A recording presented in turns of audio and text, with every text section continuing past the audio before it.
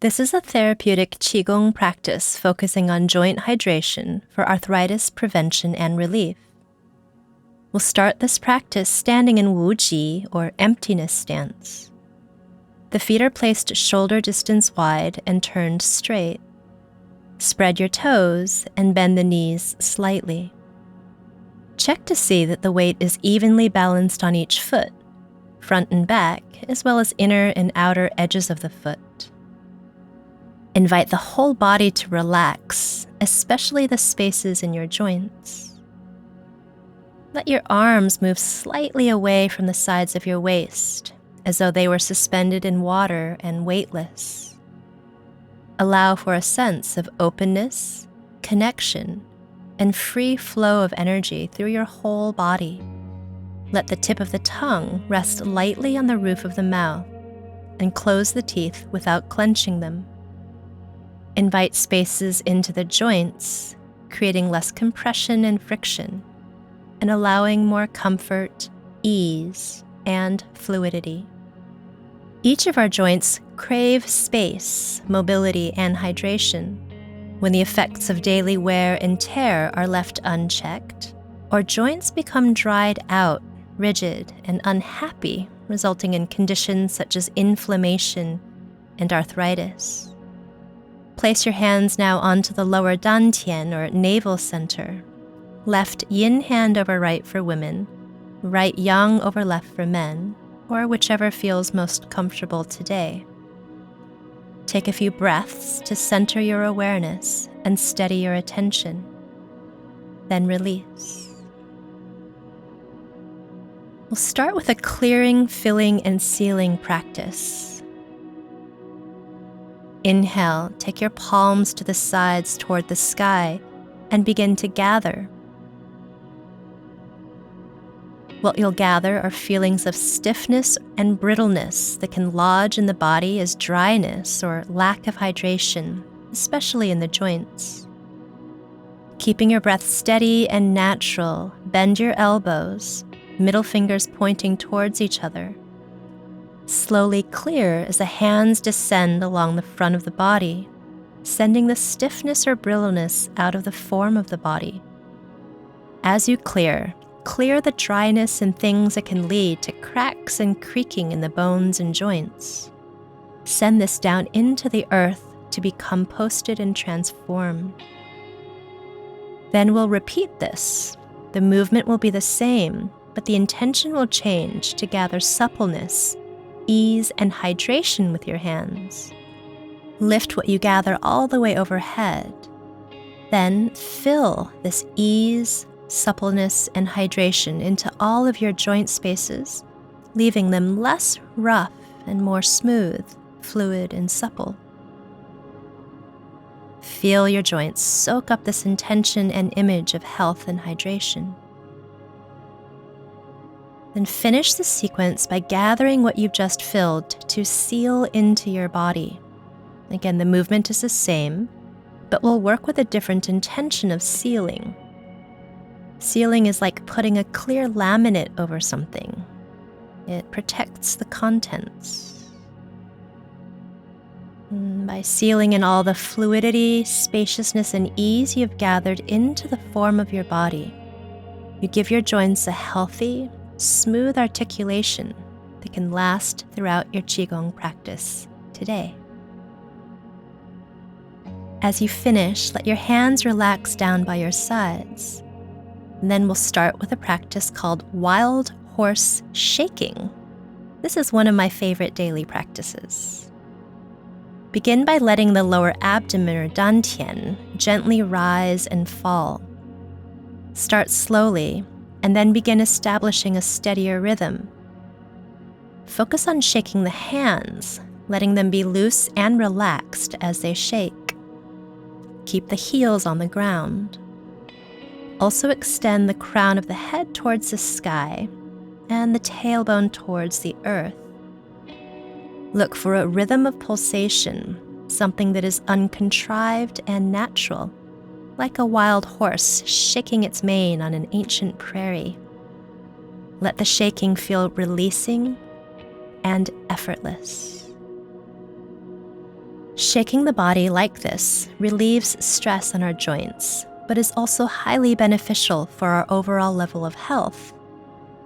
It is one of the best ways to reset your central nervous system and relieve inflammation, compression, and the effects of trauma and stress.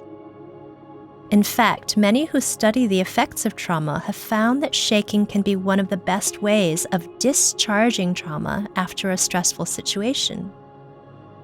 We see this all the time in the animal world, where if a cheetah is chasing a gazelle and the gazelle escapes, the first thing the gazelle does when free from danger is shake its entire body. The cheetah does the same thing. It too shakes its whole body as a way to reset its nervous system after the surge of adrenaline and the unfortunate loss of its meal. In pre-modern times, human beings probably did a lot more shaking. After hunting, warfare, or as part of ritual ceremonies, people would dance around tribal fires.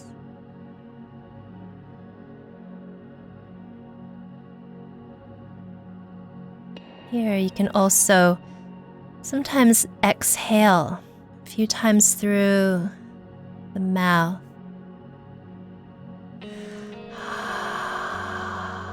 which can feel like a good release. These days, we're probably less prone to do a whole body shake after something stressful. If we regularly shake, however, we offer ourselves a way to reset and discharge tension. Now releasing, and notice what you sense in your palms. Is there tingling there? If you look at your hands, do they look blotchy? Both are natural things, a sign that your Qi is beginning to circulate and capillaries in your hands open.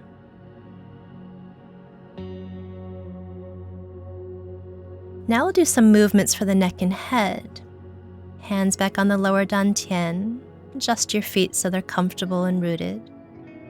And if you'd like, you can do these neck movements sitting on a cushion or chair for better comfort. Begin by exhaling and turning your head towards your left. I'm mirroring you here. Inhale it back to center and exhale towards the right. Continue like this with long, deep breaths. Turn so that your chin turns toward the shoulder. Also keep the chin parallel to the ground. Let these movements feel less like stretching and more like hydrating the joint spaces in your neck. Imagine there's a gentle breeze that turns your head, or as though you're moving your head in water, so that the movements feel more fluid and weightless. Inhale back to center, and exhale your left ear towards your left shoulder.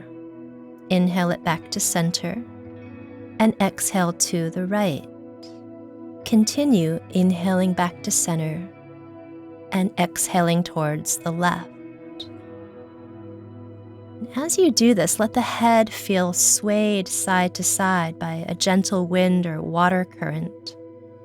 These lateral movements will feel good for the sides of your neck, but they also support healthy movement in the intervertebral joints of your neck. When we move the neck this way, we gently pump and massage the intervertebral discs that sit between the neck joints and cartilage spaces. The last movement for the neck is to inhale the chin forwards and towards the sky. Exhale it back in and then down. Repeat. Inhale, moving the chin forward and up in an oval shape. Exhale down. Then do one more forward and up, lifting the chin. Exhale and come down. Then we'll go the other way, inhaling back and up before coming forward and down. This is a very good movement for the neck because it doesn't strain the atlas or base of the skull, where sometimes you can get a little compression or pain. Do one more round, inhaling back and up. Finish by exhaling forward and down, releasing the head.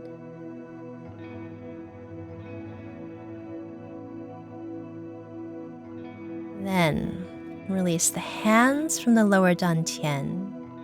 Now we'll introduce movements for the shoulder joints. If you've been sitting, please stand back up. Place your right hand on your left shoulder and inhale, move your arm forward and up to the sky. Exhale it back and down. Repeat forward and up. Exhale back and down. And as you continue, remember that your shoulder is a ball and socket joint. And when we roll the arm in it this way, we begin to lubricate the entire socket and promote the healthy flow of something called synovial fluid through the joint. This fluid is important. It prevents friction between bones that meet in your joints. And then we'll reverse this. Inhale back and up, and exhale forward and down. And Qigong emphasis is on opening the joints to relieve stiffness and increase the flow of synovial fluid. But there's also something in the joints called energy gates. Like a rusty door that is hard to open or close, our body's energy gates can sometimes become stuck and hard to access. Ideally, we want these gates to be able to open and close with ease. Movements like this help keep the gates well oiled so that qi, or life energy, moves through the body more freely. Releasing and lowering the arms, and noticing whether the left and right arms feel any different. Often the arm you've just circled will feel a lot longer. Now change sides and left hand to the right upper chest. Inhale the arm forward, and then exhale it back and down. As you continue, keep the shoulders relaxed and the breathing steady. Invite the arm to move gently without any excess force. As much as possible in Qigong, invite movements to feel natural and smooth, like you oil out the kinks in a bike chain. Do a couple more rounds. Steady breath. And then we'll reverse and start to circle back and up, inhaling, forward and down, exhaling. Learning how to move without pushing or striving is a central principle in Qigong practice. And this can be tricky at first, especially in a world that rewards those who put 110% effort into everything they do. Letting go of excess or unnecessary force helps us feel more open, at ease in our bodies, and at home in the world, naturally unfolding within us and around us. Release the arms and compare them again.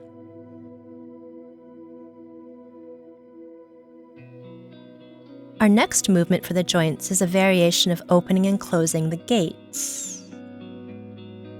Begin by making soft fists with the hands and cross them in front of the chest.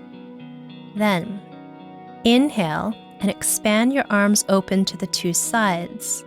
Let the fingers spread wide and lift the chest gently. Then exhale, bend the knees, cross the forearms, round your back, and hollow out your belly. Inhale, extend your elbows back and spread the fingers wide again. This is called opening the gates. Then close the gates, exhaling. Remember to cross the forearms and make fists with your hands. Continue. This movement creates suppleness in the upper, mid-back, and chest, which helps to keep the spine moving more fluidly and freely in a pattern of flexion and extension. It also releases tension around the muscles of the chest and shoulders, which can often feel restricted and tight. Perhaps contrary to most ideas, flexibility does not only mean elastic and stretched out muscles or being able to touch your toes. Rather, flexibility is defined as having a healthy range of movements in your joints, as well as the ability for muscles to lengthen across a joint. As you do this, keep the lower back safe by focusing more on extending the elbows back and opening the mid-upper back. Then exhale, cross the forearms. Finish by lifting from the crown of the head. As you stand tall, release the arms down. Next, we'll do some lateral movements. Inhale your left arm up. I'm mirroring you here again. And exhale, imagine someone lifts your left wrist towards the sky, allowing the rest of your body to dangle down towards the right. Take a full breath in and let the head go as well. Full breath out, keep the knees soft. Begin transitioning then and lift your right arm up as well as the left arm as it exhales down. Again, imagine the lifting of the top wrist towards the sky as though somebody comes along and lifts it for you. Let the rest of the body dangle down. Breathe. Then start to move a bit more rhythmically, inhaling, lifting, and exhaling, exchanging the arms and crossing over. Remember, the top wrist lifts as everything else dangles down. Continue changing sides and keep the breath slow, even, and deep. Lateral stretches help open the sides of the waist, spine, muscles between your ribs or intercostals, shoulders, and hips. They are one of the often overlooked movements that can create mobility through the back and free up tension that accumulates around the spinal joints. Inhale up and exhale, finishing with both arms out to the sides and down. Next, we'll start arm swings. Let the hips begin to turn and naturally invite the arms to swing around the front and sides of the waist. The arms here are loose. In Tai Chi, this is also known as constant bear. And with this in mind, let the movements originate from the hips turning instead of from the arms.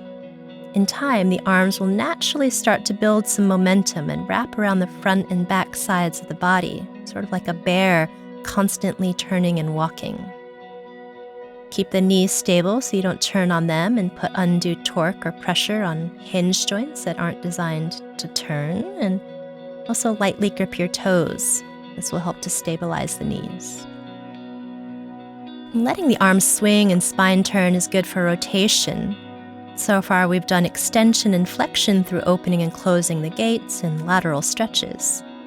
These spinal patterns, as well as the rotational movements left and right that you're doing now, constitute the 6 primary movements of the spine. When we're in utero, we're curled up in flexion. Come out into the world and begin extending the spine, usually because we're hungry and reach our mouths in search of food. And then we begin grabbing for what is in front of us or to the sides of us, which is lateral extension. We also become curious about what is around us, turn our heads and spine to look left and right, which is what you're doing now. All of these are natural movement patterns, and ones that we can include in helping promote a healthy range of movement through our spine's joints. And when we have this good range of movement, mobility, and suppleness in the vertebrae and the joints of our spine, the chances of compression, friction, and general wear and tear decrease. Or if there's been some wear and tear, then these movements can help facilitate greater qi flow and also increase synovial fluid in your joints. These are all great things for preventing arthritis or relieving it. As you slow down, pause, and in the stillness, sense into what's here. Sometimes you can feel some tingling, similar to maybe what you felt in wild horse shaking. Now we'll do something called figures of 8. Step the feet slightly wider apart, feet still turn straight, and start with the hips. And to draw a figure of 8 or infinity sign side to side. As your hips move, aim to keep the crown of your head lifted towards the sky and your tailbone descended towards the earth. The knees will naturally bend as the weight shifts on the feet. And this movement is very good for the hips, which are designed with a round ball and socket joint like your shoulders. And this round socket fits the head of your leg bone called the femur head, which also has a round ball-shaped design. As you're moving the hips in this figure of 8 formation, you might sense the round top of your leg bones moving through the round shape of your hip joints. And as you move, your hands can also start to match the movement of the hips in a natural way. Without needing to do much, the arms themselves start to move in a figure of 8 form. The hands follow the most natural current here, as though they were being guided over water or inspired by the movement of the tides. Interestingly, your heart also follows a figure of 8 pattern when it circulates blood through its 4 chambers. I once sat next to a cardiologist at dinner and asked him if this was true, to which he replied, "Yes, it is, and we don't know why." What is even more mysterious, he said, is that when we put a pacemaker into a patient, we know it is in the right place when the wires of the pacemaker begin to move in a figure of 8 pattern on their own accord. Many fish inside eggs also hatch by swimming in figures of 8 patterns. They use this movement to push against the inner shell until they break free. And when you do this movement, and see if by touching into this design, you can start to reconnect to a fluid pattern that underlies so many movement patterns found in our bodies and in the natural world.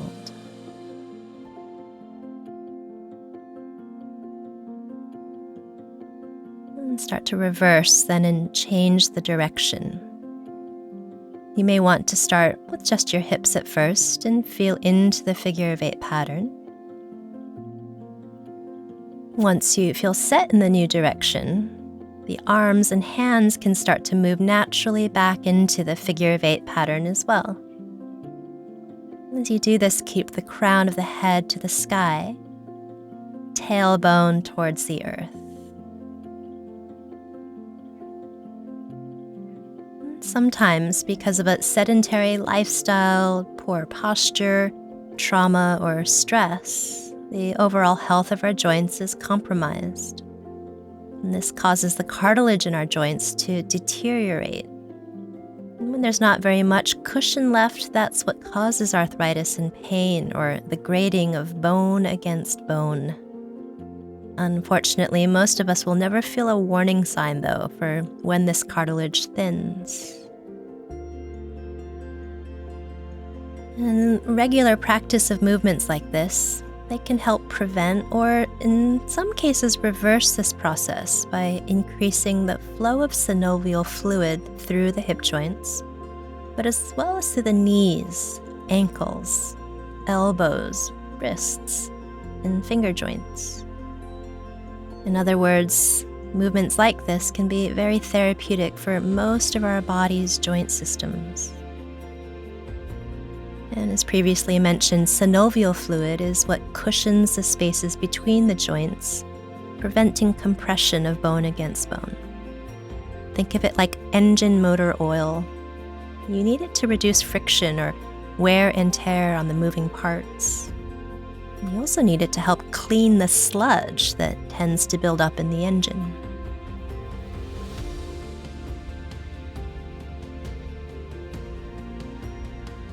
As you're moving, remember that the head of your leg bone sits into the round socket of the hip joint.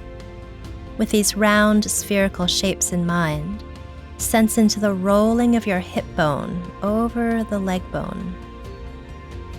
And the hip socket's anatomical name is the acetabulum. In Latin, Acetabulum means vinegar bowl.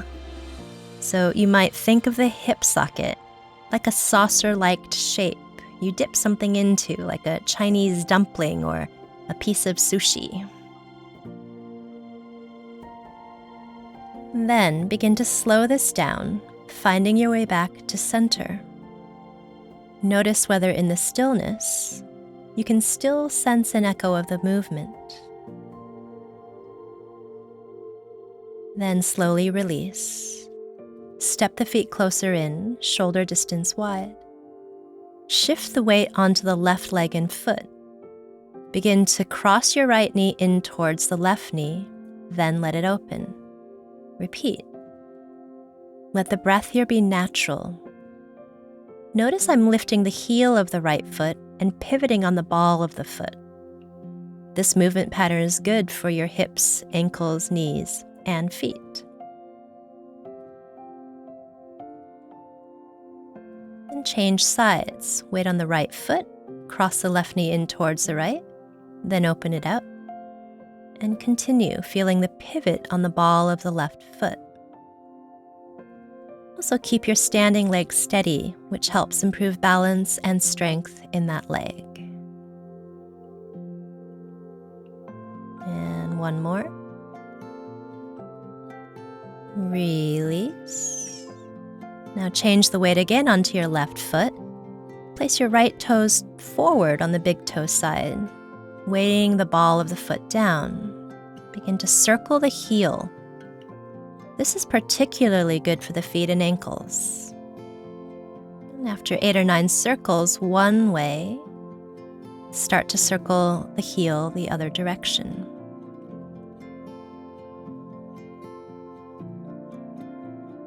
And then release and change feet. Stand on your right foot, step the left foot slightly forward, weight on the big toe side, and circle again 8 or 9 times. Stay balanced and steady through your right leg and foot. And then reverse directions. Over time, you can feel the entire ball of the foot contacting the ground as the ankle circles. This also strengthens the whole foot and particularly increases movement in the toes. When you finish, step the feet back into shoulder distance wide. Now for our final practice, which is for the wrists and hands. This comes from Chen-style Tai Chi and is a variation of silk reeling. Bring the fingers forward level with the waist. As you inhale, start to roll your fingers in and up towards the ribs. As you exhale, start to circle them back and down. Continue. As the fingers make big circles, the wrists will turn. Keep the wrists lightly in contact with the sides of the body without strain. And to do this, invite your elbows to move out to the sides as you inhale and roll the fingers up. Let the elbows naturally relax in as you exhale and bring the fingers down.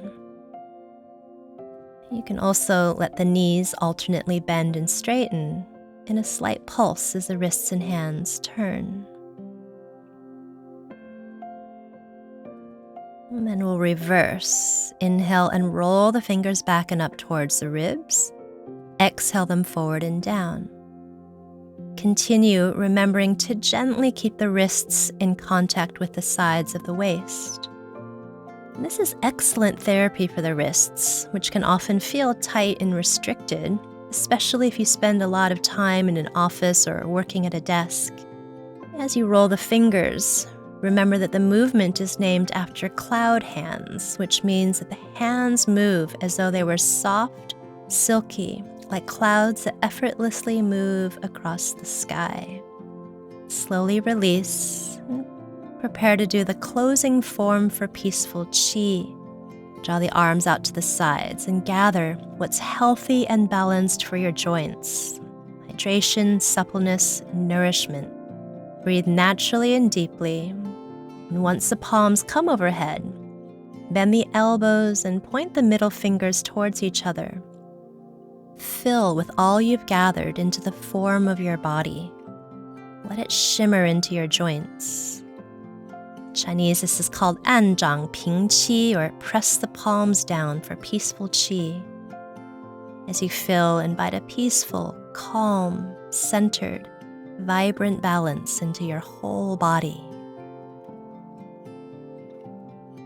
To finish, step the feet a little closer and place the hands resting back onto the lower dantian. Left hand over right for women, right over left for men.